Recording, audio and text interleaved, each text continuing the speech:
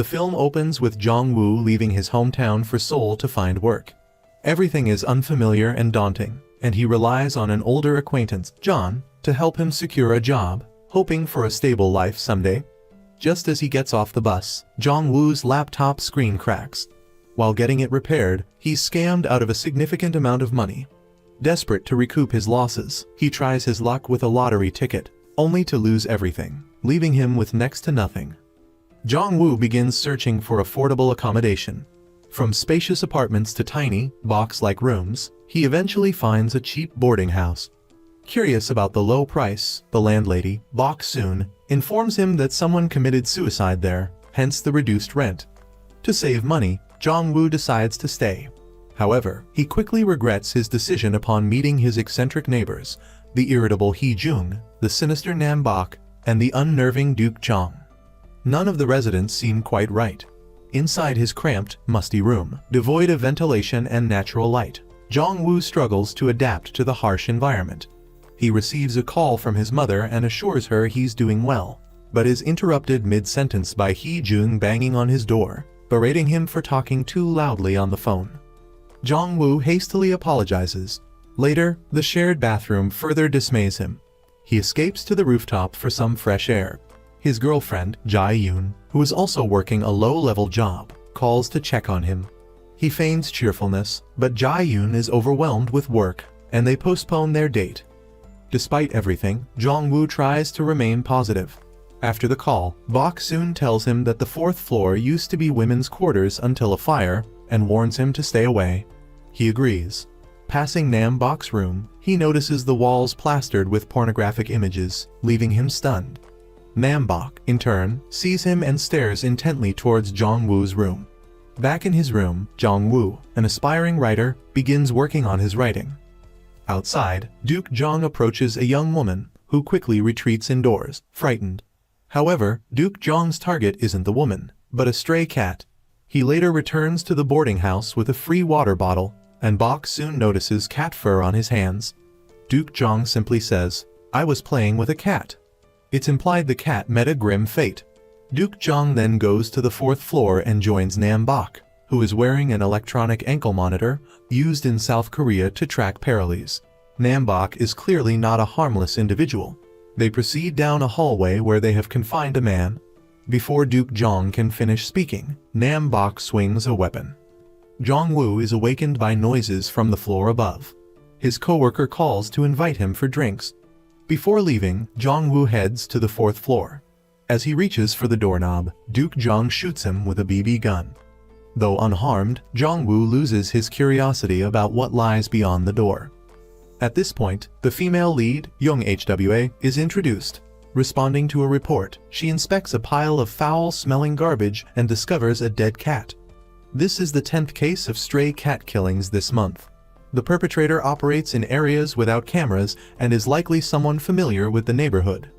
Young Hwa is reminded of a murder case from 3 months prior, which followed a similar pattern of animal killings preceding a homicide. Back at the station, she voices her concerns about the escalating cat killings and the need for a thorough investigation, but her colleagues dismiss her. Young Hwa suffers from frequent toothaches, which affect her work. The police chief recommends she visit Dr. Moon-zo's dental clinic. Moon-zo's skills alleviate her pain, but his strange, cold demeanor is even more unsettling than Nam-bok's.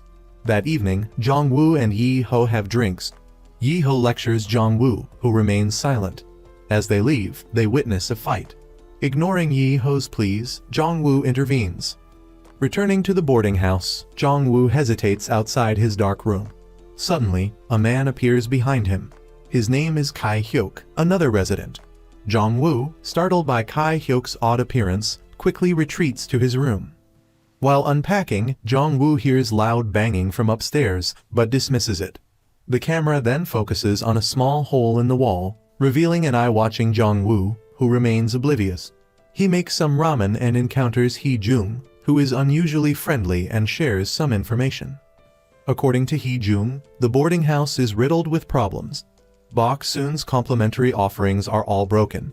He hints at the unpredictable nature of the other residents. An older resident, Mr. Trom, is moving out next week and advises Jong-woo to do the same. specifically warning him about the neighbor next door. After eating, Jong-woo is harassed by Duke Jong and then stared down by Nam-bok.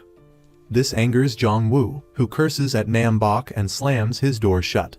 Unbeknownst to him, Nam-bok is holding a knife behind his back. A confrontation could have turned deadly. Later that night, Nam-bok stands outside Jong-woo's door, muttering, "To kill or not to kill." Hong, in the next room, is also holding a knife, seemingly on guard. Hee-jung discovers a BB pellet on his table. Jong-woo, jolted awake from a nightmare, hears Hee-jung furiously confronting Duke Jong about shooting BBS into his room. Duke Jong denies entering Hong's room. The argument escalates, and Nam-bok emerges. Suddenly, another man identical to Duke Jong appears in the hallway, holding a BB gun. Jong-woo and Hee-jung are stunned. Are they twins? Feeling deceived, Hee-jung turns to confront the pair. Kai-hyuk, from the next room, emerges. He is incredibly strong and easily subdues Hee-jung. Jong-woo thinks to himself, "That's when I knew this place was hell." Hee-jung, about to retaliate against the twins, is stopped by Kai-hyuk. He relents, but mutters, "You think I don't know you're all in this together?" Kai-hyuk doesn't respond, but a single word from him silences everyone and sends them back to their rooms, demonstrating his authority within the boarding house. The next day, Bok-soon insists to Jong-woo that Hee-jung is moving out and that only young people will remain. Preoccupied with work, Jong-woo doesn't pay much attention, failing to notice Bok-soon's unusual smile. At his new job, Yi-ho introduces Jong-woo to his colleagues, Mr. Woo, the department head, Chu Cheol, a designer, and Byung-min, who seems unfriendly. Byung-min is the manager assigned to train Jong-woo. Meanwhile, Hee-jung, lying in his room, is suddenly attacked by the Duke Jong twins and Nam-bok. One of them laughs, saying, "It's your turn," revealing himself as the mastermind. Hee-jung jolts awake. It was just a nightmare. Angered, he goes to the 4th floor and discovers a foreigner at the end of the hallway. At that moment, Duke Jong knocks him unconscious from behind. Bok-soon looks up and calmly continues cleaning. Elsewhere, Young HWA continues her investigation into the cat killings. Near the location of the latest dead cat, she finds a dust-covered car. She contacts the owner to obtain dashcam footage, which reveals a suspicious man. The owner identifies the bag the man is carrying as coming from a stationery store at the end of the alley. Young HWA goes there and identifies the suspect as Duke Jong, who lives nearby. After making inquiries, she locates the boarding house. Hearing that Young HWA is looking for Duke Jong, Bok-soon, seemingly aware of the cat killings, angrily calls him out. Young HWA takes Duke Jong to the station, but he feigns insanity, frustrating her efforts. Coupled with the police department's indifference to the case, she is forced to release him. Later, Young HWA discovers a recent missing person report, a Pakistani man named Kumail, who disappeared near the boarding house. This is the same foreigner seen tied up in the hallway. Meanwhile, Duke Jong's twin threatens Hee-jung. The twins then meet. It becomes clear that only one of them exhibits the laughing and twitching behavior. The other is mimicking his twin's disability to avoid suspicion. To distinguish them, we'll call the impersonator Duke Soo. Things weren't going well for Jong-woo at work. To put it bluntly, Byung-min liked Chu Cheol, and Chu Cheol had a soft spot for Jong-woo. This naturally made Byung-min resent him. His girlfriend, Jae-yoon, felt the same way. Work was piling up like a mountain. If he dared to leave on time, his boss would berate him mercilessly. Both Jae-yoon and Jong-woo were buckling under the pressure of life and couldn't even see each other. Compared to them, dentist Moon-so's life was a breeze. Not only did he have a good job, but a beautiful girlfriend too. Young HWA, visiting for a checkup, felt a pang of envy, but Moon-so's dark expression sent a chill down her spine. That evening, Yi-ho threw a welcome party for the new employee. Over drinks, he belittled Jong-woo's difficult past and mocked his passion for writing. Jong-woo seethed with anger, though he kept it to himself. For some reason, disturbing thoughts kept creeping into his mind. As he was leaving, Byung-min warned him not to think he could get away with anything just because he was on good terms with Yi-ho. Back at the boarding house, Hee-jung, taking advantage of Duke Jong's absence, struggled free from his restraints and called a policeman named Cha Sung-ryol, claiming he was being attacked by a group of crazed lunatics. But the signal was weak. and he wasn't sure if the other end had heard him. Hong stumbled out in an attempt to escape, only to be knocked unconscious from behind by Kai Hyuk. Kai Hyuk berated Duke Jong for his carelessness. Duke Jong, seemingly terrified of him, slapped himself as punishment and then put a pot of ramen noodles on his head. Witnessing this, Bok soon unleashed a torrent of abuse at both of them. She never seemed afraid to stand up to these creeps. Jong-woo returned to his room and accidentally dropped his phone under the bed. While retrieving it, he discovered a diary left by a previous tenant. It was filled with the same chilling phrase scrawled over and over, "Die." Jong-woo remembered Bun mentioning that someone had committed suicide in this room. A shiver ran down his spine. He went outside for a beer to calm his nerves and sent a text to Jae-yoon. He didn't receive a reply from her, but instead got a call from work. Earlier, Chu Cheol had assigned a task to him. The voice on the other end of the line demanded a mountain of paperwork. Annoyed, Jong-woo ignored the call. Later that night, a police officer arrived at the boarding house. It was Cha Sung-ryol, the officer Hee-jung had contacted. Bok soon led him to Hee-jung's room, where they encountered Duke Jong, who attacked the officer. Kai Hyuk watched the whole thing unfold. Afterwards, Officer Cha ran into Jong-woo returning home, learned about the bad blood between him and the other tenants, and advised him to steer clear of them. Officer Cha gave Jong-woo his card, telling him to call if anything happened. Back in his room, Jong-woo discovered that Nam Bok had opened his package. He went to confront him, only to find him watching pornography. Exasperated, Jong-woo returned to his room. Later, he remembered Hee-jung mentioning his desire to return to his hometown and open a fishing resort. He rushed downstairs to tell Officer Cha, but he was gone. Unbeknownst to Jong-woo, Officer Cha was being ambushed by Kai Hyuk in his car. The two struggled. Moon-zo, happening to pass by, noticed Officer Cha's car shaking. Curious, he approached. When Moon-zo opened the door, Kai Hyuk, seeing him, relaxed. It seemed they knew each other. To Jong-woo's surprise, Moon-zo knocked Kai Hyuk unconscious. Their conversation revealed that Moon-zo was also a member of this twisted group, and perhaps even more sinister than Kai Hyuk. That night, Jong-woo called Jae-yoon, who had just gotten off work, and told her about the creepy residents in the boarding house. Exhausted, Jae-yoon dismissed his concerns as overreactions and quickly hung up. Meanwhile, Moon-zo went up to the rooftop and struck up a conversation with Jong-woo. Jong-woo asked Moon-zo why he kept smiling at him. Moon-zo replied, "I have a good feeling about you. Are we the same kind of people?" They discovered a shared admiration for the crime novelist Raymond Chandler. The two hit it off, discussing various plot points in Chandler's novels. As Moon-zo showed interest, Jong-woo became increasingly animated. Little did Jong-woo know that this man would one day make his life a living hell. Back in his room, Jong-woo noticed that someone had been messing with his computer. The diary had also mentioned the possibility of someone having free access to the room. He immediately recalled the night Hee-jung suspected Duke Jong of sneaking into his room. Jong-woo tried to reassure himself, telling himself not to overthink things. He calmed down and focused on his writing. This lapse in vigilance cost him a chance to escape this hellhole. Nam Bok and the Duke Jong brothers received instructions from Moon-zo to dispose of a body in the woods. The younger brother, Duke Soo, was deeply resentful of these errands. He seemed to have some leverage over Moon-zo. It appeared this group of creeps in the boarding house had committed quite a few atrocities. Back at the boarding house, Jong-woo had a nightmare about his time in the military. He woke up and took a shower to clear his head, bumping into Moon-zo. Jong-woo casually mentioned the disappearance of Hee-jung and Kai Hyuk. Moon-zo brushed off his concerns with a few words. Moon-zo invited Jong-woo to the rooftop for a beer that night. Jong-woo declined, using his girlfriend as an excuse. When he learned Jong-woo had a girlfriend, Moon-zo's expression turned strange.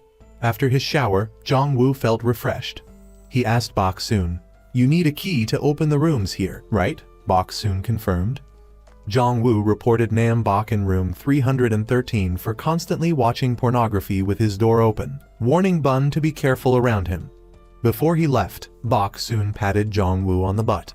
Before leaving for work, still feeling uneasy, Jong-woo sprinkled some dust on his computer and took a picture. He planned to compare it later to see if anyone had entered his room. Jong-woo was indeed a disciplined individual. He managed to shower, chat, and take care of everything before heading to work. On the rooftop, Moon-zo ordered Duke Soo to take care of Hong in room 310. Duke Soo appeared to be terrified of Moon-zo. Surrounded by psychopaths, Jong-woo struggled to maintain his composure. He made plans to meet Jae-yoon that evening. On his way, he saw some stray cats and bought them a can of food. A man, seeing Jong-woo feeding the stray cats, kicked over the food. He cursed, complaining that the cats were keeping him awake at night. Jong-woo was speechless with anger. Both Jong-woo and Jae-yoon were classic examples of people oppressed by society. Jae-yoon was constantly belittled by her boss, worked overtime every day, and never received a raise. Any mistake she made resulted in a harsh reprimand. She had a boyfriend but no time to see him. Young Hwa, despite being a police officer, also faced her share of oppression. She noticed someone lurking and watching the police station. Someone else might have ignored it, but she immediately recalled the missing person case. Young Hwa went outside to find the person and learned she was the wife of the missing foreigner, Kumail. Young Hwa obtained crucial information from her. Because of the distance between their workplaces and home, Kumail and his wife lived separately. Before his disappearance, Kumail had called his wife, saying that some people in his boarding house wanted to kill him. Young Hwa realized that Kumail had been staying at the same place as the man who had kicked the cat food. Meanwhile, Moon-zo was preparing to make his move on Hee-jung. They even tortured him to see if he would beg, reveling in the act of killing. Jong-woo was completely oblivious to the horrors unfolding in the boarding house. At work, he was scolded for not sending documents to a reporter. Then, Byung-min berated him. Perhaps Jong-woo's bad luck was due to his terrible boss. Not only was he stingy and lecherous, but he also occasionally leered at Chu Cheol. Jong-woo was dumbfounded by this. After work, Byung-min started in on Jong-woo again. Unable to take it anymore, Jong-woo imagined slamming a stack of papers into his head, his face contorted in rage, but it was only a fantasy. Lately, he'd been having these violent fantasies. After work, Byung-min and Gu, for some reason, wanted to leave early. Jong-woo had no choice but to work overtime, brushing up on his professional skills and texting his girlfriend to reschedule their date for the weekend. On this side of town, Young Hwa located Duke Jong's uncle's house. He told her, "Those twins have always been strange. Back then, they even set a fire trying to kill me." Finally, the uncle gave Young Hwa the twins' belongings from their time at the orphanage. Back at her place, she found a VHS tape in a box and hauled out an old TV to play it. The video showed the Duke Jong twins abusing a frog, and their caretaker was none other than Bok Soon, the landlady from the Eden studio. Watching this, Young Hwa became lost in thought. Late into the night, Jong-woo finished work and called Jae-yoon, but she didn't answer as she was also buried in her own work. Jong-woo had no choice but to head home. Duke Soo, remembering the stray cat, went and bought a can of food, leaving it by the roadside. On his way back to the studio, he saw the Duke Jong twins throwing away a large, heavy bag, its contents unknown. Curious, Jong-woo stealthily followed them. Unexpectedly, Moon-zo appeared behind him. Jong-woo had to show himself. Fearless, he demanded that Duke Jong open the bag and reveal what was inside. Duke Soo tossed it to Jong-woo, telling him to do it himself. Jong-woo's eyes fell upon the dead stray cat. A chill ran down his spine, and he ran away terrified. Back at the studio, Moon-zo invited Jong-woo for beer and meat. Jong-woo found the taste strange, but Moon-zo ate heartily, his expression frightening Jong-woo. Moon-zo asked Jong-woo why he was scared.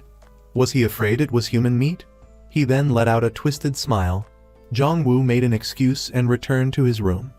After Jong-woo left, while sitting down to eat, Moon-zo remarked that Jong-woo didn't know how to appreciate good food, complaining that older ginger needed some MSG. He then added that it was important to maintain the freshness of the meat. The two shared a disturbingly perverse laugh. Back in his room, Jong-woo checked the photos he'd taken when he left for work, confirming that no one had snuck into his room before finally relaxing. However, Moon-zo's unsettling demeanor inspired him to write his crime novel. Meanwhile, the Duke Jong twins were driving, but because their headlights were off, Officer Young Hwa pulled them over. She didn't expect to encounter them. She noticed a watch identical to the one belonging to the missing foreigner and became suspicious. She asked to inspect their trunk. While Young Hwa checked the trunk, Duke Jong eyed the patrol car. Patrol officers usually came in pairs. He noticed Young Hwa was alone. Duke Jong and Duke Soo positioned themselves on either side of her. Just then, the officer from the passenger seat got out. Duke Soo urged Duke Jong to drive away immediately. Although Young Hwa didn't say anything, she realized something was off about the twins. The next day, Jong-woo dreamed of a soldier with a munge, muttering about eating people, which jolted him awake. All of his actions were observed by Moon-zo. Before leaving for work, Jong-woo sprinkled some dust on his computer to check for any intrusions. Walking down the hallway, he wondered where Kai-hyuk had gone. Turning around, he saw Nam-bok standing behind him with a knife, seemingly about to attack. Jong-woo was both scared and angry, but life as a foreigner in a strange land was indeed difficult. In the end, he endured it. At that moment, Young Hwa arrived at the studio and ran into Bok Soon. The landlady claimed she was helping elderly people in need. Young Hwa showed her a picture of the missing foreigner. Bok Soon recognized him as the former resident of room 303. Young Hwa asked if Bok Soon knew he was missing. Jae-yoon said of course she knew. She was the one who reported him missing. Jong-woo, passing by, was confused. Bok Soon had previously told him that the tenant had committed suicide, not disappeared. Why was she telling the police a different story? After dealing with Bok Soon, Young Hwa was about to leave when she spotted Jong-woo hiding in the corner, eavesdropping. Flustered, Jong-woo pretended to have forgotten something and hurried back to his room. Later, Young Hwa called Jong-woo over. She learned that in addition to Kumail, another person named Hee-jung had also disappeared. Another police officer had visited the Eden studio to investigate Hee-jung's disappearance. This series of events made Young Hwa suspicious of the studio. Jong-woo promised to send her the investigating officer's phone number if he could find the officer's business card. Afterward, Jong-woo got off the bus at the station and hurried to catch another bus to work. Bok Soon witnessed everything and then approached a woman. Bok Soon invited her to the studio, and the woman readily agreed. Bok Soon treated her warmly, and the woman, lulled into a false sense of security, was horrified when she woke up. Nam-bok stood over her with a knife. Bok Soon smiled wickedly. It turned out Bok Soon and the woman were former colleagues from years ago. Bok Soon had been bullied by the woman for overeating. This chance encounter provided an opportunity for revenge. Meanwhile, Jae-yoon had some business near Jong-woo's company. It had been several days since Jong-woo arrived in Seoul, and they hadn't seen each other yet, so she decided to visit him. After Jong-woo took Jae-yoon back home and returned to the office, Yi-ho made some remarks that rubbed Jong-woo the wrong way. Jong-woo expressed his displeasure, but Yi-ho accused him of being overly sensitive. During lunch, the TV news reported a body discovered by hikers on a mountain. It was likely Hee-jung's body, disposed of earlier by Nam-bok and the Duke Jong twins. Jong-woo's colleagues piled his plate with meat, urging him to eat more. Jong-woo, remembering Moon-zo's meat, felt nauseous and ran to the restroom. Byung-min followed him, mocking him for being weak.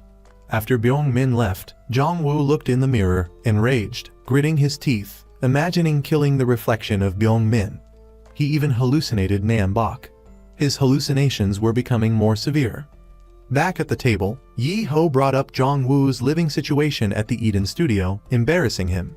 After lunch, Jong-woo asked Yi-ho to stop mentioning his accommodation, only to be lectured on ingratitude and disrespecting his superiors. Yi-ho then stormed off, his face dark.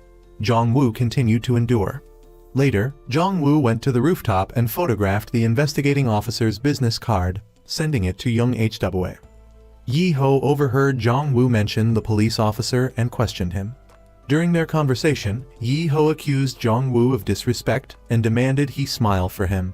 Jong-woo imagined grabbing him by the throat in anger, but in reality, he remained subdued. As the workday ended, Byung-min made his usual snide remarks at Jong-woo before leaving, satisfied. After everyone left, Jong-woo calculated his income and expenses, realizing he only had 250,000 won left for the month. Jae-yoon wasn't much better off, enduring verbal abuse from her superiors and working overtime until midnight every day. Meanwhile, Young Hwa's investigation hit a dead end. She couldn't reach the investigating officer by phone, and when she visited his department, she was informed he was on leave. With no progress in her investigation, Young Hwa took the opportunity to finally address her toothache and then visited Moon-zo's dental clinic. It was late, and the staff had left, leaving only the two of them. Young Hwa mentioned the residents of the Eden studio in connection with the cat killings. This sparked Moon-zo's desire to eliminate Young Hwa to prevent her from uncovering the truth. He excused himself to retrieve something, actually going to prepare a weapon. But Young Hwa's luck held. Her superior called, needing her to retrieve some security footage. Moon-zo was forced to abandon his murderous plan. Young Hwa narrowly escaped danger. On her way home, she noticed the can of cat food was still untouched. She wondered where the cat had gone. Later, she called Jae-yoon, who was out with colleagues. She complained about her strange neighbors. Jae-yoon dismissed her concerns as overreactions and told her not to be bullied at work. The emotional distance between them continued to grow. When Bok Soon returned to the boarding house, she cheerfully invited Jong-woo for coffee and asked him what he had overheard between her and Young Hwa that morning. Her tone carried a veiled warning against spreading rumors about missing persons. Jong-woo hastily agreed. Later, Bun told Moon-zo that Jong-woo's medication was taking effect, and he seemed on the verge of snapping. Moon-zo, seemingly unconcerned, asked Bok Soon why she had killed the woman. The air hung thick with an unsettling tension. Despite Moon-zo's attempts to ingratiate himself, it was clear a clash between him and Bok Soon was inevitable. Meanwhile, the three disturbed killers stood outside Jong-woo's room, weapons in hand, poised to strike at any moment. After drinking the coffee Bok Soon shakily offered him, Jong-woo became dizzy and eventually passed out. Upon seeing this, Moon-zo wore a disturbingly gleeful smirk. A backpack hanging on the wall fell and hit Jong-woo's head, jolting him awake. He sat up on his bed, disoriented. Moon-zo peered through the crack of the adjoining room, his smile utterly sinister, then stepped out to whisper something to Duke-soo. Duke-soo recalled a previous rooftop conversation with Moon-zo, where he'd asked if Moon-zo intended Jong-woo to replace Kai-hyuk. He doubted Jong-woo's suitability, believing him inferior to Kai-hyuk and unworthy of becoming one of Moon-zo's experimental subjects. Moon-zo had replied that appearances can be deceiving. The three unsettling figures stood motionless in the hallway, staring at one another. Jong-woo, now fully alert, noticed someone had tampered with his computer. Realizing his room had been entered, he angrily sought out Bok Soon to check the security footage. It was a chilling thought had he opened the door while the three men were still there. He would have been in serious danger. Jong-woo insisted on seeing the footage. Bok Soon reluctantly complied. The video showed Nam-bok opening Jong-woo's door, but at that precise moment, the camera malfunctioned. Furious, Jong-woo disregarded the interruption and went to confront Nam-bok, who had treated him with disdain from their first encounter. Jong-woo struggled to suppress his anger. Just then, a voice cut through the tension. Jong-woo turned to see what he thought was Jae-hyuk, but upon closer inspection, it was Moon-zo. At that moment, as Moon-zo stepped in front of a group of neighbors staring at him with hostile eyes, Jong-woo understood what Hee-jung must have endured: isolation and desperate, unheard cries for help. He retreated to his room, but Moon-zo knocked, inviting him to the rooftop for a talk. Anyone else might have refused, but Jong-woo went. Passing the fourth floor, Jong-woo heard a noise. Moon-zo casually dismissed it as the previous female tenant's cat, but it was actually the woman Bok Soon had imprisoned, crying for help. On the rooftop, Moon-zo asked Jong-woo why he had been so angry earlier. Jong-woo expressed his suspicion of Nam-bok entering his room. Moon-zo seemed distracted, taking pictures of Jong-woo with his phone. Then, Moon-zo uttered a chilling question. Did Jong-woo want to kill Nam-bok? He pointed out Nam-bok's odd habits, his penchant for watching disturbing videos, his trespassing, and praised Jong-woo's talent. His words carried a manipulative undercurrent, suggesting that talented people naturally eliminate the dregs of society. Moon-zo's words terrified Jong-woo. A timely phone call provided an escape. His brother was injured and needed money for medical expenses. Jong-woo hung up and wired 500,000 won to his mother. His savings were dwindling. Despite his youth, he felt trapped in a bleak existence. The boarding house became shrouded in an even deeper darkness. Bok soon injected poison into health supplement capsules, plotting something sinister. Later that night, in a dream, Jong-woo, dressed in a soldier's uniform and beating Nam-bok, turned to see Duke Jong's unsettling grin. Since arriving at the boarding house, every person he'd encountered had been tainted with malevolence. Finally, Moon-zo appeared, encouraging Jong-woo to act on his desires. The psychologically manipulative voice echoed in Jong-woo's ears as he awoke in his cramped room, the day's negativity still clinging to him. Jae-yoon was also being bullied by her supervisor, who not only assigned her urgent tasks but also demanded she work weekends. This time, Jae-yoon refused, and her enraged boss started berating her. Just then, Jong-woo called her supervisor, signaling Jae-yoon to stay on the line. Jong-woo claimed someone had broken into his room, and knowing she wouldn't believe him, he mentioned the security camera footage. He tried to excuse himself from the call, feigning a work emergency, but his supervisor stepped away, giving him the opportunity to hang up. Jong-woo texted Jae-yoon, asking why she had abruptly ended the call and if everything was alright. Both of them felt suffocated by the pressures of their lives. Jong-woo unconsciously found himself in front of the police station, where he ran into Young Hwa. He gave her the missing foreigner's diary and mentioned occasionally hearing noises from the 4th floor. Suddenly, Jong-woo spotted Bok soon watching them from a distance. He panicked and fled. Bok soon returned to Moon-zo and told him that Jong-woo had given something to Young Hwa, suggesting they were in cahoots. Bok soon proposed eliminating Young Hwa, but Moon-zo said he'd deal with it later. A sinister air hung between them.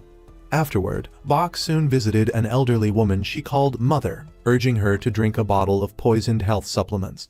After the woman fell asleep, Bok soon slipped an insurance policy into a drawer, a chilling smile spreading across her face. Jae-yoon arranged to meet Yi-ho. She felt Jong-woo had become strange since arriving at the boarding house. Yi-ho dismissed it, claiming Jong-woo was prone to exaggeration and likely embarrassed by the cheap accommodation, leading him to overthink things. Jae-yoon asked Yi-ho to keep an eye on Jong-woo, which he readily agreed to, even buying her coffees and advising her to build good relationships with her colleagues. Jae-yoon's supervisor witnessed this exchange and hinted to Yi-ho that he had feelings for Jae-yoon, leaving him speechless.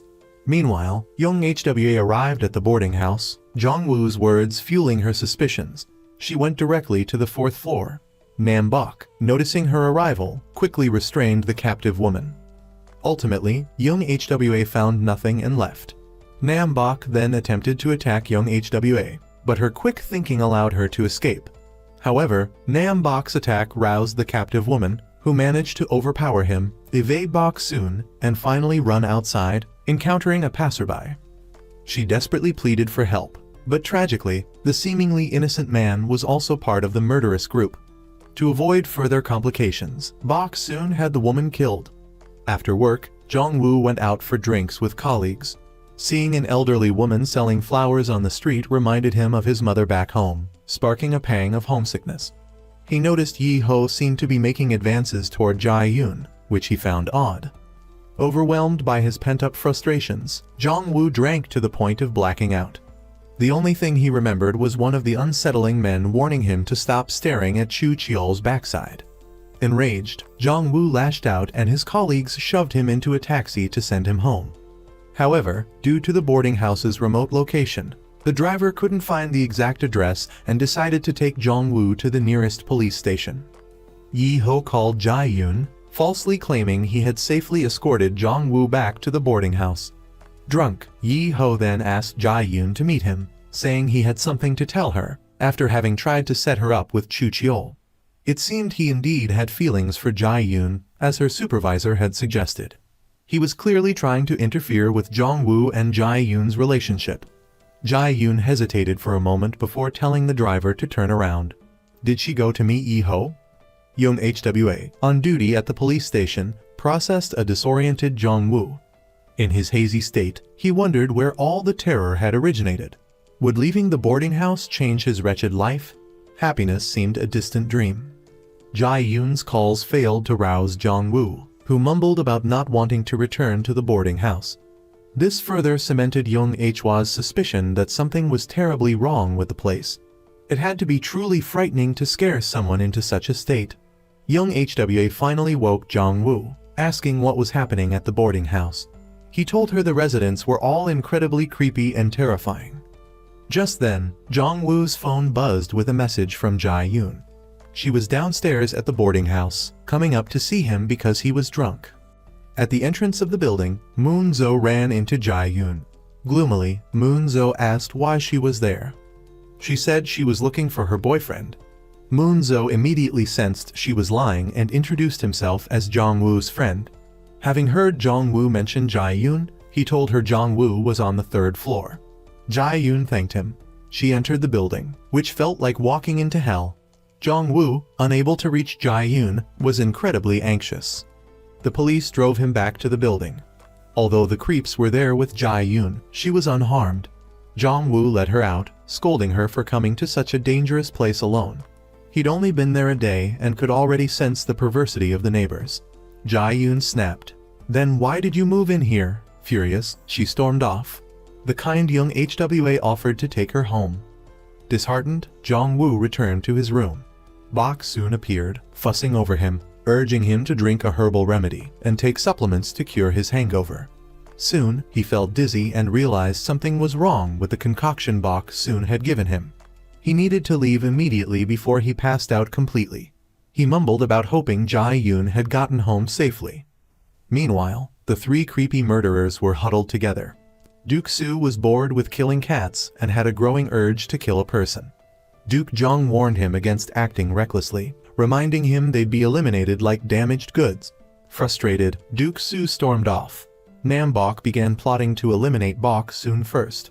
Duke Jong scoffed, implying Nam-bok was clueless about the true power dynamics in the building. Bok soon, he insinuated, was the most dangerous one. That evening, Bok soon visited Moon-zo. Their conversation revealed several things. Bok soon was eager to kill Jong-woo, while Munju wanted to use him as a test subject. Most importantly, it was revealed that Moon-zo had raised Jong-woo. After he left, she muttered to herself that she might as well kill them all. At dawn, Jong-woo awoke from a nightmare. Early in the morning, Nam-bok provoked him. Jong-woo angrily confronted him, then cursed at Duke Jong, calling him a psycho. This insult enraged Duke Jong. Duke-soo intervened, preventing Duke Jong from attacking Jong-woo. The tension remained. Moon-zo appeared, criticizing the Duke brothers for their strange behavior and causing unrest among the residents. Unexpectedly, Duke-soo, usually subservient to Moon-zo, talked back. The Duke brothers, emboldened momentarily, retreated to their room under Moon-zo's sharp gaze. Moon-zo then called Jong-woo to the rooftop. Jong-woo mentioned the problem with Bok soon's medicine and expressed his unease with Moon-zo, noting how he was always summoned to the rooftop whenever something happened. Moon-zo claimed that Jong-woo's early morning outburst was due to his drunken behavior the previous night, suggesting he check the hallway camera footage if he didn't believe him. As Jong-woo went to check the footage, Moon-zo stopped him, saying something cryptic that confused Jong-woo. He said last night was fine, that speaking his mind and acting on his impulses was human. Jong-woo then watched the footage from Bok soon's pillar and remembered his own out-of-line behavior confronting Nam-bok and insulting Duke Jong. Moon-zo advised Jong-woo to calm down. Jong-woo pointed at him and retorted, "You're the most terrifying one here." Recalling Moon-zo's earlier words about liking him the way he was the previous night, Jong-woo felt a chill run down his spine. He asked if he could get half his deposit back if he moved out. Bok soon called him a sly one. Jong-woo packed his things and hurriedly left. Jae-yoon, buried in her work every day, suddenly remembered her appointment with Yi-ho the previous night. Yi-ho, taking advantage of her distracted state, made a move on her. But she was oblivious to his intentions, seeing his actions only as the concern of a senior colleague. Yi-ho, using the pretext of wanting to help Jong-woo, made plans to meet Jae-yoon again that weekend. Jong-woo's love life was about to face a major challenge. Meanwhile, young HWA had no leads in the missing person case. After consulting her police officer father, she learned that these types of boarding houses have numerous cameras and limited space, making it easy to detect lone perpetrators. If multiple people were involved, there must be a ringleader delegating tasks. Young HWA decided to investigate Bok soon at the boarding house. Jong-woo was searching for a new place to live, desperate to escape the creeps at his current residence. But every affordable room seemed to have a problem, strange neighbors, or a history of deaths. Finding it difficult to choose, he decided to ask Jae-yoon for her opinion. While waiting for her, he overheard a nearby couple talking. The woman said that men without a home are losers, unworthy of love. Afterward, Jong-woo caught a glimpse of Moon-zo, but he vanished in the blink of an eye. Just then, Jae appeared, startling Jong-woo. He kept muttering about seeing a strange neighbor and described Moon-zo's appearance to Jae-yoon, convinced he was being followed. This time, he irritated Yi-ho. She accused him of being overly sensitive to the point of madness. Jong-woo suddenly asked, "Do you think I'm a loser too?" In that moment, he identified with the couple he'd overheard, a man without a home, not deserving of a girlfriend. He reproached Jae-yoon for never listening to his concerns about the strangeness of the boarding house. The conflict between them grew. Meanwhile, Moon-zo watched the scene unfold from a distance. Young Hwa had zeroed in on the most suspicious resident of the boarding house, Bok-soon. Her colleagues investigated Bok-soon's past. She had been married twice, had no children, and both husbands had died under unusual circumstances. Even her parents had died in accidents. Most disturbingly, Bok-soon had received life insurance payouts each time, totaling 1 billion won. Bok-soon used the money to open an orphanage and then purchased fire insurance. Subsequently, the orphanage suffered an incident, resulting in a large insurance payout. Bok-soon's current boarding house was also inherited from her deceased husband. There were numerous suspicious points but no concrete evidence. Young Hwa decided to investigate further. Tormented by his circumstances, Jong-woo bought a knife for self-defense. Returning to the boarding house, he didn't see any of the creepy residents. Across the hall, a seemingly normal man approached him, asking to borrow a charger. Jong-woo obliged. The man thanked him and returned to his room. However, Jong-woo noticed a charger already plugged into the man's outlet. Borrowing a charger when he already had one seemed suspicious. At that moment, the three creepy residents were cleaning up a murder scene on the 4th floor, accidentally making noise. Knife in hand, Jong-woo decided to investigate. Duke-soo, provoked by Nam-bok, decided to kill Jong-woo to prove himself. Suddenly, Jong-woo's voice echoed in the hallway. This time, there was no chance of reconciliation between Jong-woo and Duke-soo. Just then, Jong-woo's phone rang. He turned to answer it, completely unguarded. Duke-soo, summoning his courage, opened his door, ready to stab Jong-woo. Moments later, Jong-woo walked down to the 4th floor, talking on the phone with his mother. The knife was gone. Duke-soo returned to Nam-bok and Duke-jong sat down, coughed up blood, uttered the words "bastard," and collapsed. Seeing this, one might assume Jong-woo calmly made a phone call after committing murder. In reality, Moon-zo had killed Duke-soo. He considered Jong-woo his experiment and wouldn't allow anyone to harm him. Nam-bok and Duke-jong, fearing Moon-zo's wrath, avoided his gaze and submitted to him. Bok soon witnessed the scene and remarked, "Good riddance." As Jong-woo prepared for bed, he heard a noise in the hallway. He followed the sound and found a room. The man in the room slowly turned his head. It was Jong-woo himself. The Jong-woo in the room urged the Jong-woo outside to run away, then laughed maniacally like the Duke-jong twins. The next day, Jong-woo and Seok-chun went out together.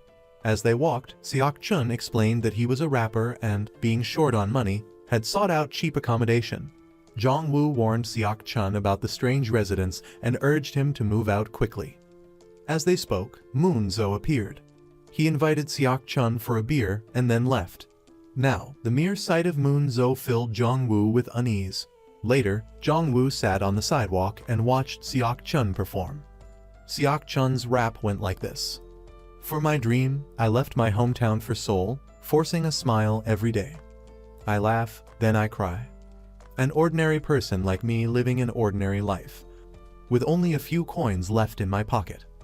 I wipe away my tears, tell myself to be strong, and start a new day. I will walk the path I have chosen. Thank you. Thank you for listening to my rap. Give me a round of applause."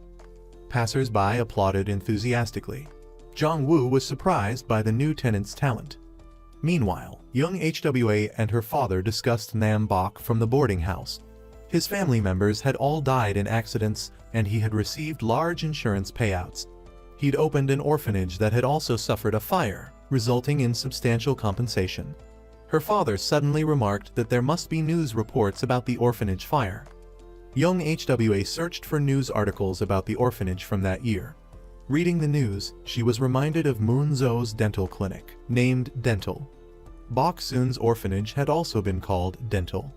When young HWA investigated the fourth floor of the boarding house, she discovered dental equipment. The night she walked Jae-yoon home, she had also seen Moonzo on the rooftop. She then recalled Moonzo mentioning during her previous dental appointment that most first-time violent offenders start by harming animals. Young HWA suspected that the recent deaths of stray cats were more than just accidents. Believing Moonzo might be hiding something, she used a dental checkup as an excuse to visit him. In Moonzo's office, she saw a photo of him with Bok Soon and the Duke Jong twins. At that moment, Moonzo appeared, explaining that the photo was from when he volunteered at the orphanage, and he invited young HWA to join him. Having no time for small talk, she got straight to the point. The clinic and the orphanage shared the same name. Moonzo didn't hide anything, telling her he grew up there. Young HWA pointed at Bok Soon in the photo, surprised. Moonzo explained that she was the director of the orphanage and, to him, like a mother. He was currently staying at her boarding house. Young HWA pondered this information and then left. That evening, Jong-woo and Seok-chun had a few drinks. He repeatedly emphasized the creepiness of the boarding house and the occasional disappearances. Jong-woo asked Seok-chun to take pictures if he saw anyone sneaking into his room. Later, Jong-woo went to reconcile with Jae-yoon. He texted her to ask if she was asleep and then saw her with Yi-ho. Yi-ho's words were sweet. Just then, Seok-chun messaged Jong-woo, saying Nam-bok was about to enter his room. Then, Jae-yoon replied to Jong-woo, saying she was about to sleep and asking what was wrong. Seok-chun sent another picture of Nam-bok turning his head, seemingly having noticed he was being photographed. Jong-woo frantically asked Jae-yoon if she was okay. When she didn't reply, he rushed back to the boarding house by taxi.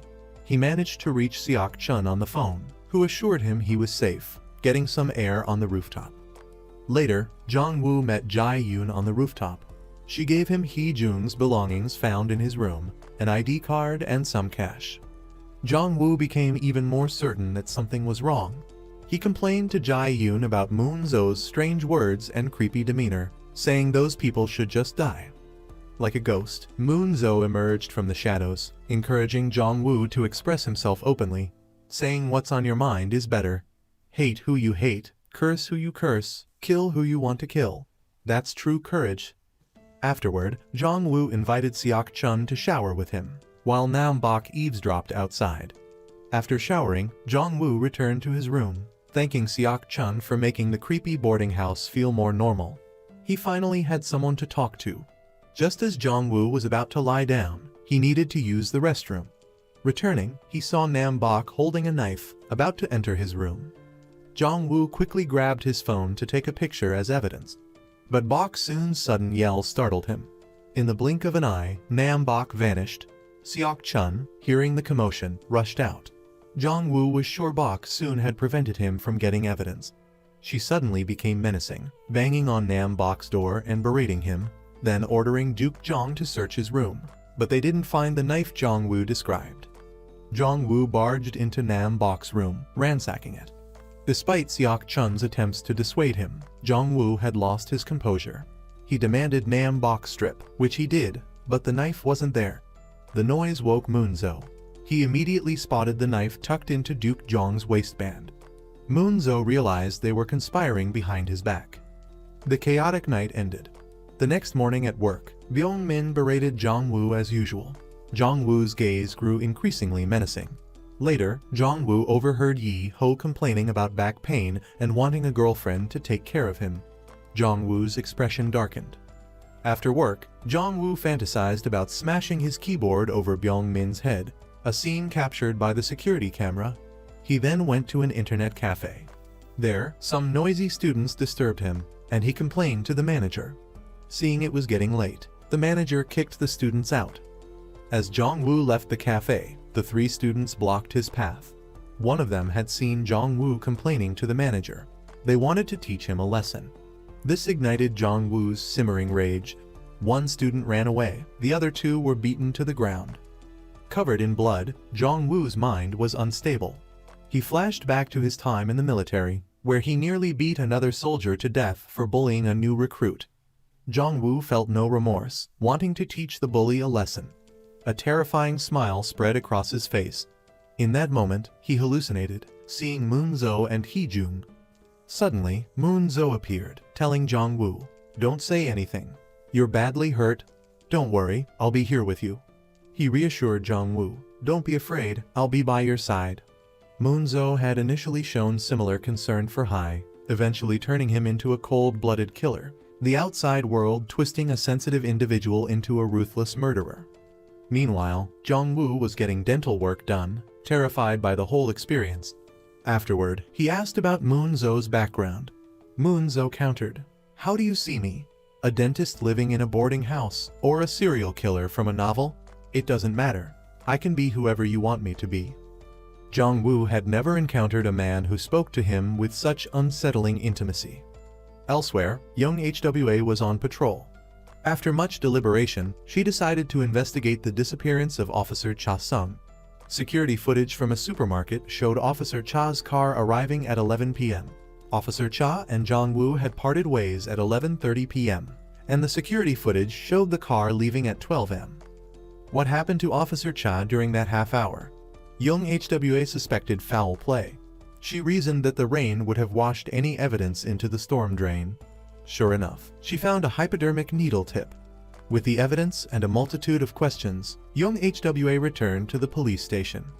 There, she saw a frantic Jong-woo and the mothers of the 3 boys he had beaten. The mothers were furious and demanded retribution. Moon-zo appeared like a phantom, silencing them with money. The menacing dentist had protected Jong-woo.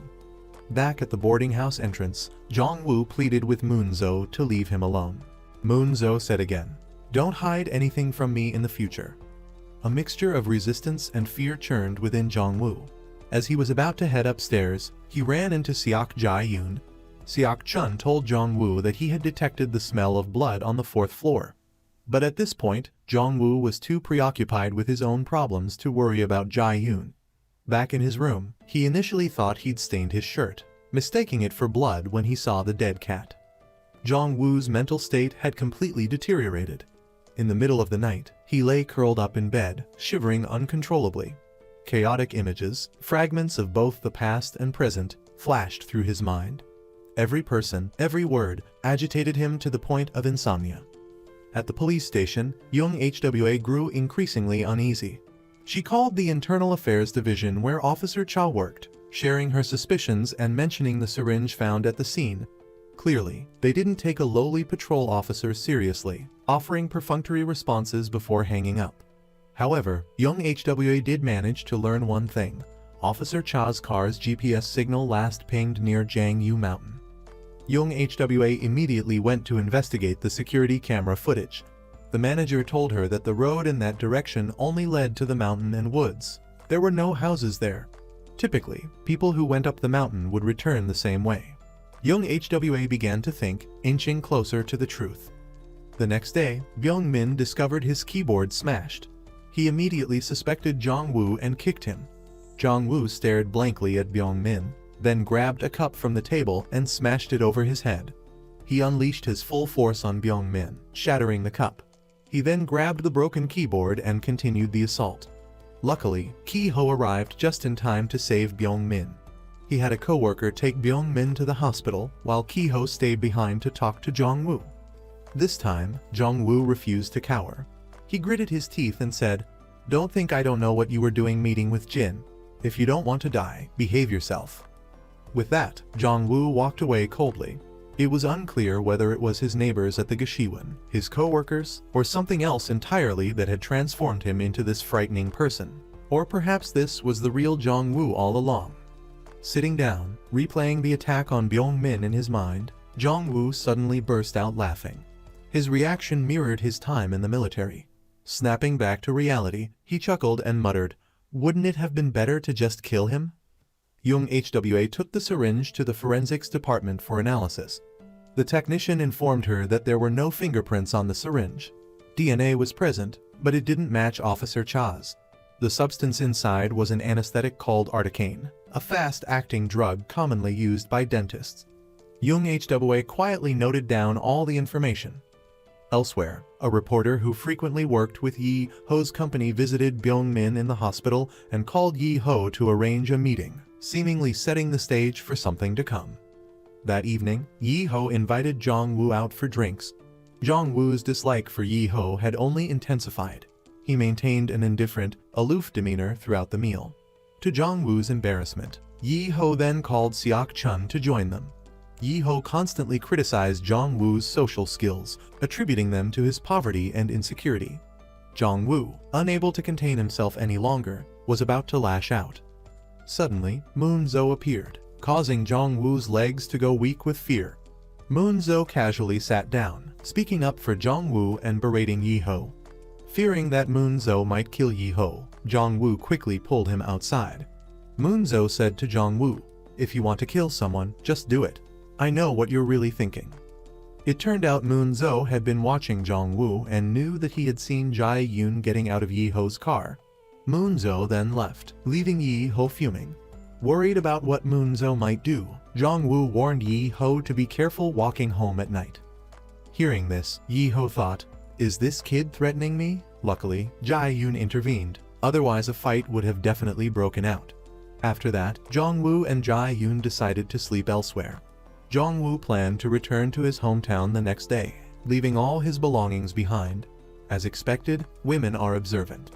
Jae-yoon noticed Jong-woo's sudden paranoia after Moon-zo's appearance. She began to suspect something was wrong with Moon-zo. Back at the company, Yi Ho encountered the reporter, who had been knocked out by Moon-zo. Moon-zo told Yi Ho, "Normally, I don't act without planning. But Jong-woo is important to me. I can tolerate you messing with me, but if you touch Jong-woo, you're going to hell, you bastard."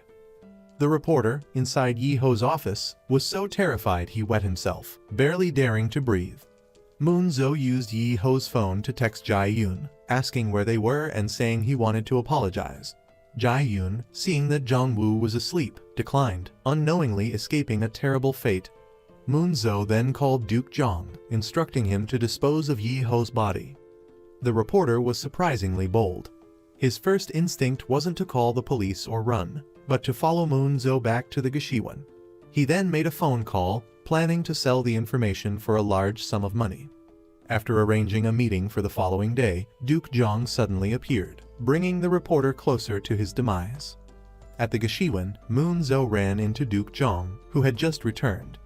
Ever since his brother's death, he had become increasingly reckless, occasionally arguing with Moon-zo. The cracks in their relationship were widening. Later, Moon-zo went to see Seok-chun, inviting him for drinks and meat. Seok-chun seemed oblivious to anything unusual about the meet. Only when surrounded by the strange neighbors did he sense something was amiss and quickly excuse himself. He ran to the rooftop and tried calling acquaintances, but no one answered, leaving him deeply unsettled. As he descended, passing the 4th floor, he recalled Jong-woo mentioning the constant noises despite no one supposedly living there. He also smelled the lingering scent of blood and, driven by curiosity and sealing his fate, decided to investigate. He discovered Duke Jong and Nam Bok carrying something. He waited until they left, then attempted to escape, only to hear Moon-zo's voice behind him. Duke Jong and Nam Bok blocked the other exit. Moon-zo said softly, "My friend says you're checking out today." Then, Moon-zo lunged forward, raising a weapon, which suddenly morphed into Jong-woo. Jong-woo's hallucinations were worsening. Jae-yoon, angered and fearing for her safety, distanced herself from him. Jong-woo, in a daze, returned to his room and received a text from Seok-chun saying he was having drinks with Moon-zo, and that Moon-zo was a really good guy. Jong-woo was about to reply, telling Seok-chun he was an idiot, when he realized Seok-chun would never say something like that. He called Seok-chun, but there was no answer. Jong-woo became certain that something had happened. He grabbed a newly purchased knife and returned to the Gashiwon. At the door, he told himself he had to rescue Seok-chun from that dreadful place. But to Jong-woo's bewilderment, Seok-chun was perfectly fine, smiling and urging Jong-woo to stay, saying it was a great place. Now, Jong-woo began to suspect Seok-chun was in league with the Gashiwon's twisted inhabitants. He tried to leave, but Jae-yoon repeatedly grabbed his arm, insisting that the neighbors were wonderful. Shocked and frightened, Jong-woo finally broke free and fled. Moon-zo poked his head out, whispering, "Mission failed. Time for your punishment." It turned out Seok-chun was being threatened by Moon-zo to keep Jong-woo at the Gashiwon. Now that the mission had failed, Moon-zo initiated the punishment. Meanwhile, in the basement, Nam-bok was also busy punishing someone. He discovered Hee-jung was still alive and decided to torment him out of boredom. Unexpectedly, Hee-jung pushed him, causing Nam-bok to hit his head and bleed. Enraged, Nam-bok grabbed a bottle and hit Hee-jung with it. At that moment, the prosecutor in charge of monitoring Nam-bok initiated a video call. Nam-bok rushed to answer it. In South Korea, the police use electronic ankle bracelets and security cameras to track offenders. The prosecutor noticed Nam-bok's bracelet was low on battery and called to remind him to keep it charged. After the call, Nam-bok hurried to find Bok Jae-yoon. He suggested that Nam-bok should seek him out whenever he felt bored. Bok soon laughed, saying, "My ex-husband was blind, fell down the stairs, and died. You still want to mess with me?" Nam-bok was terrified. Compared to Bok Soon's twisted nature, he was merely an insect facing a truck. Later, Bok Soon discovered Hee-jung's injuries and immediately suspected Nam-bok. Without a word, her face grim, Bok Soon locked the door and left. The Gashiwon's other remaining resident, Duke Jong, wasn't idle either. He found evidence against Moon-zo left by his brother, Duke Soo. Rewinding slightly, after witnessing Moon-zo's murder, the reporter had followed him back to the Gashiwon. Duke Jong caught the reporter trying to sell information about Moon-zo being a murderer and poured fuel on the fire. He had evidence proving Moon-zo was not just a murderer, but a serial killer. Duke Jong's only condition was that the news had to reach a wide audience. They agreed to meet the following day for the exchange. Duke Jong's defiance stemmed from having crucial evidence to bring Moon-zo down. Thus, a murderous aura hung not only over the Gashiwon, but also over the police station, where Young HWA had a new lead. In the middle of the night, she went to Jangyu Mountain, where Officer Cha's car was last seen. She happened to meet someone familiar with the area. Following their directions, Young HWA arrived at a clearing. There, she found a soda bottle identical to the ones often seen in Duke Jong and Duke Soo's car, strengthening her suspicions. Continuing her search, she discovered a burned-out vehicle. Young Hwa's significant discovery brought in the homicide detectives. Officer Cha's colleague, Detective Kang, reprimanded Young HWA. A patrol officer interfering in a homicide investigation was unacceptable.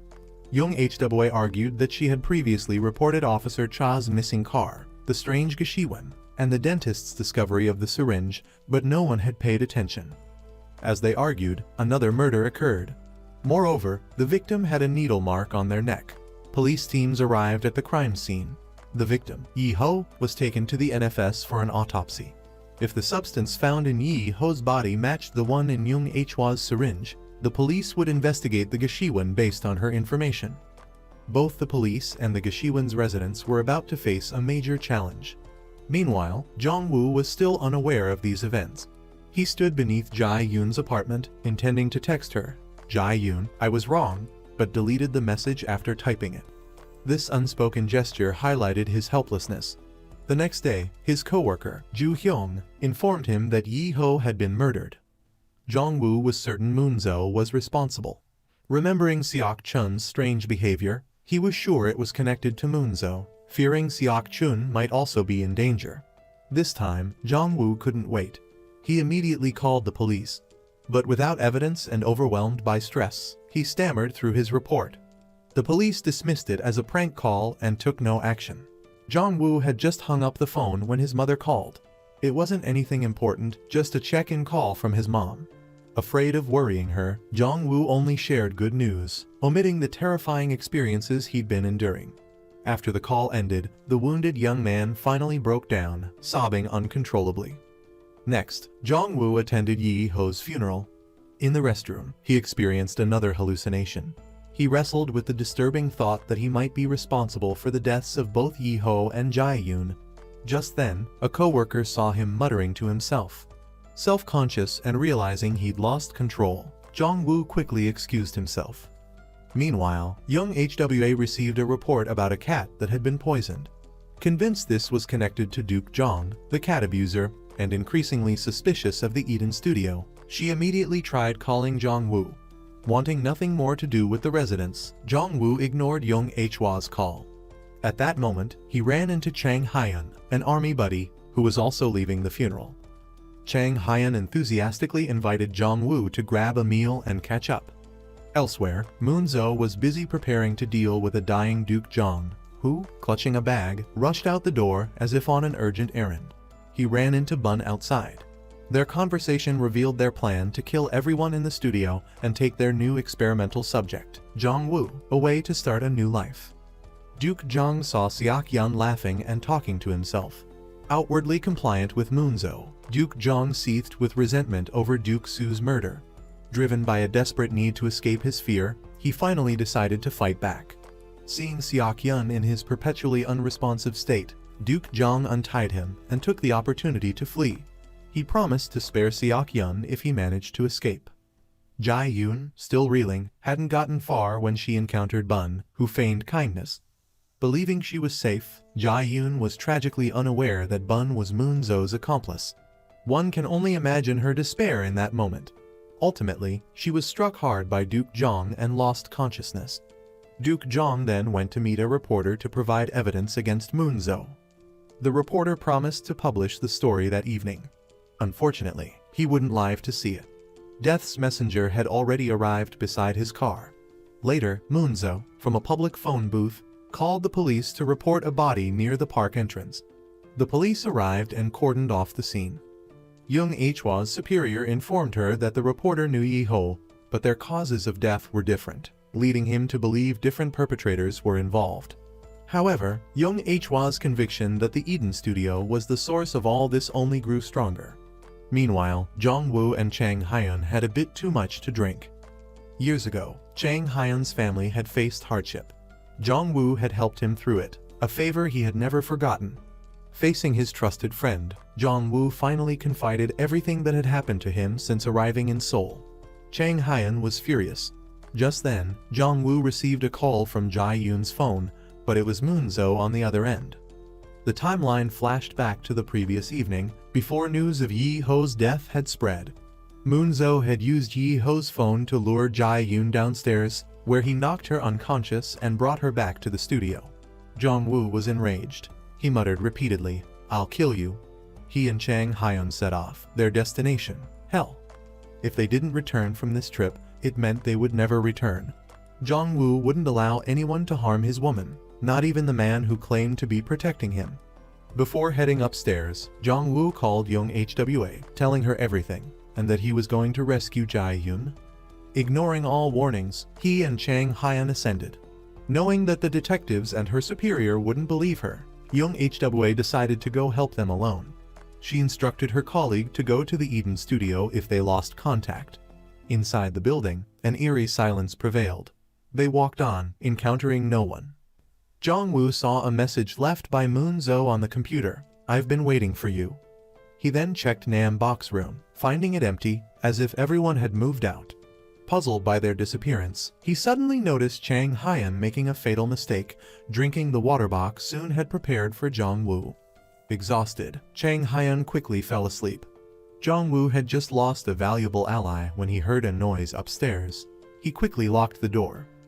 Unfortunately, his every move was being watched by the demonic residents. The flimsy door was no match for Duke Jong's strength. Moon-zo then appeared, ordering Jong-woo to kill Chang Hyun, promising to reunite him with Yi-ho in return. Jong-woo slowly pointed the knife at Chang Hyun.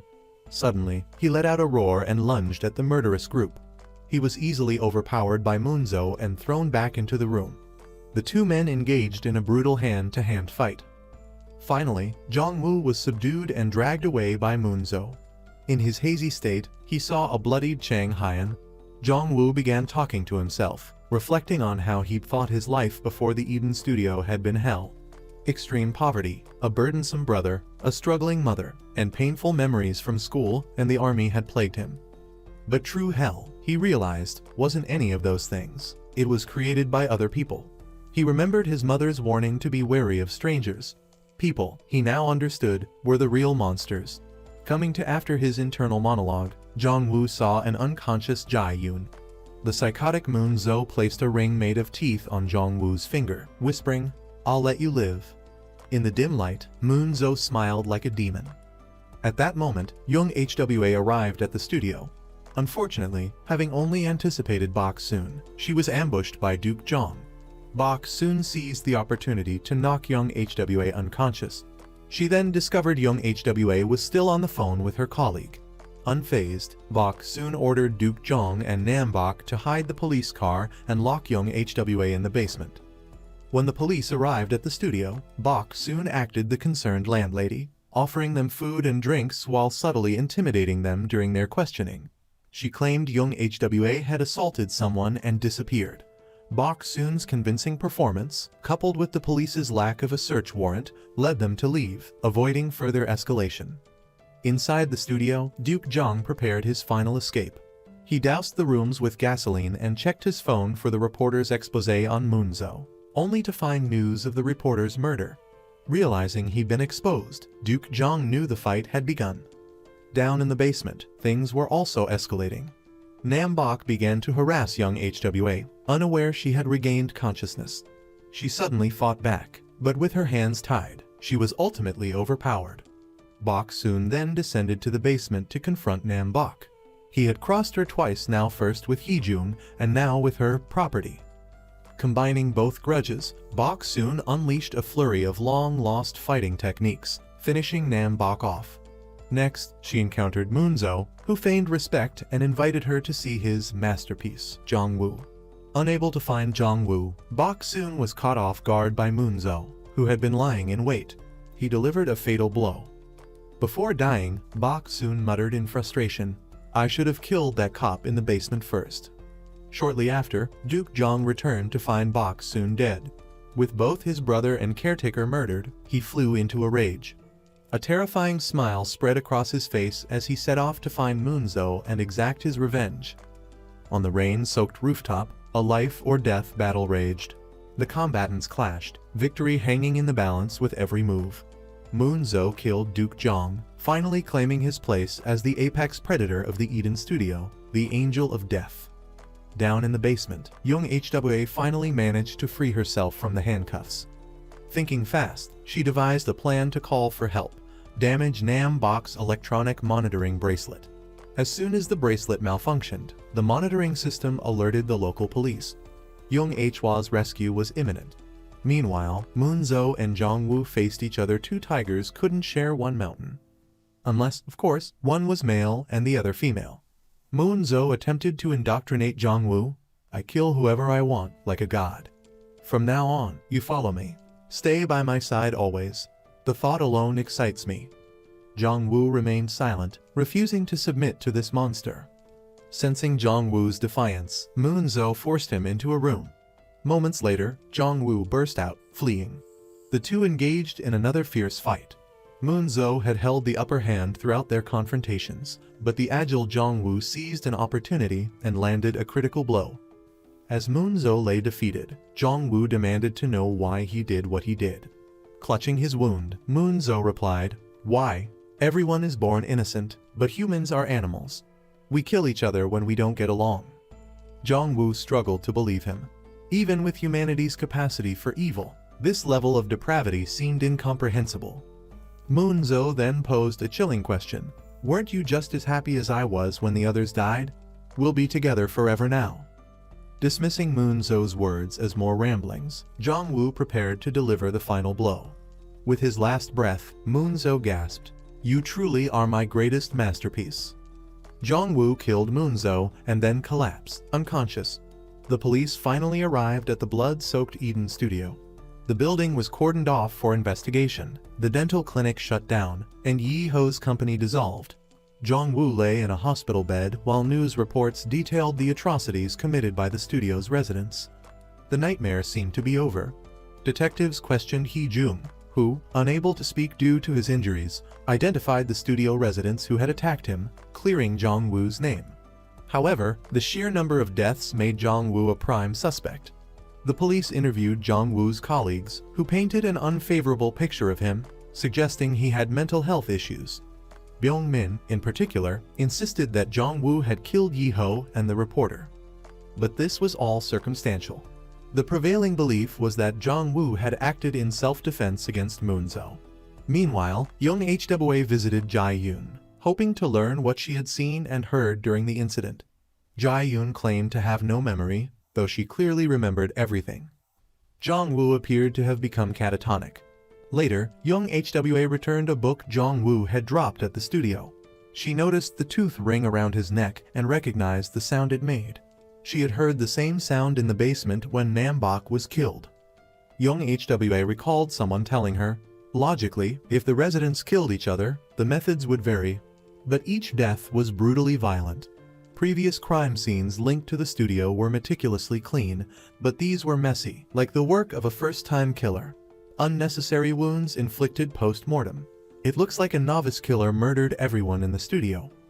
Despite the distance, a chill ran down young Hwa's spine. She suspected the detective's conclusion was wrong. The residents hadn't killed each other. Jong-woo hadn't just killed Moon-zo, he had killed Nam-bok and Duke Jong as well. At that moment, in his hospital bed, Jong-woo remembered. To spare his own life, he had struck a deal with Moon-zo, kill the other residents. And he had done it. That's why Moon-zo's dying words were, "Weren't you just as happy as I was when the others died?" Jong-woo had become like him, a god, reveling in the act of killing. Moon-zo died without regret, believing Jong-woo would continue his legacy. They would be together forever.